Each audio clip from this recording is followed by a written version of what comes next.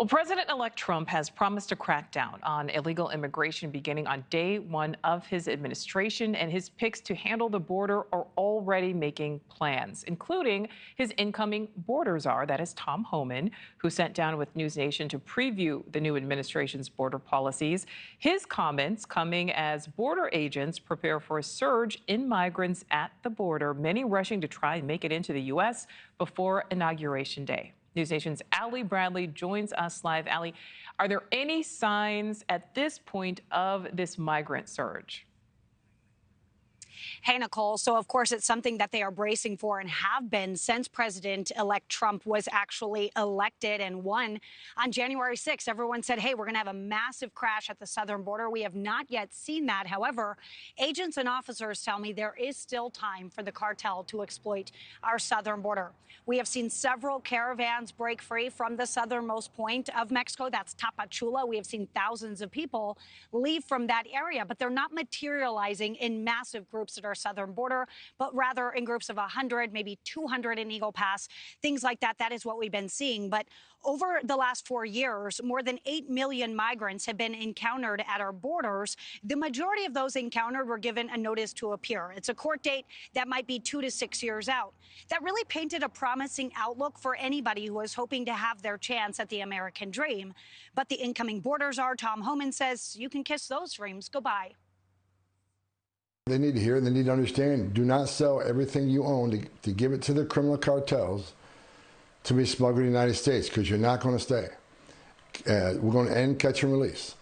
So we're going to get this done. So I hate to see anybody use their life savings to give it to criminal cartels who will abuse them to come to the border and not be released in this country.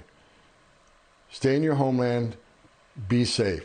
Crossing this country illegally crossing the border illegally is very dangerous. Again, we got a record number of migrants dying into this country. We got a record number of Americans dying from fentanyl.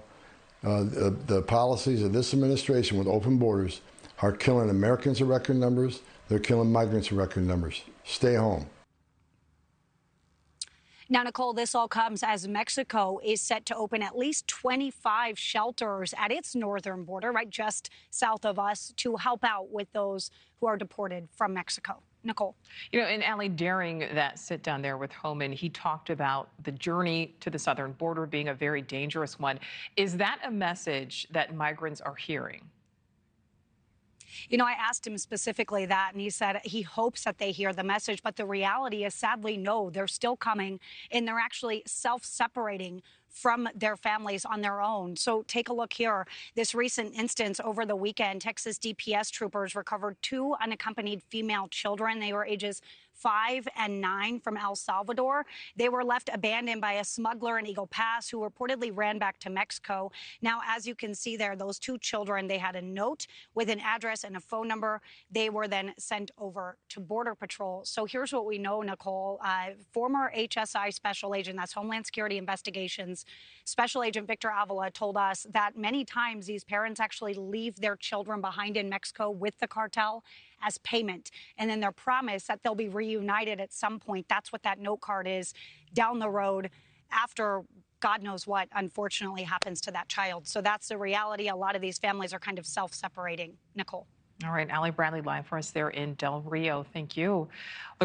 Thanks for watching. Go to joinnn.com to find NewsNation on your screen. And don't forget to click the red subscribe button below to get more of NewsNation's fact-driven, unbiased coverage.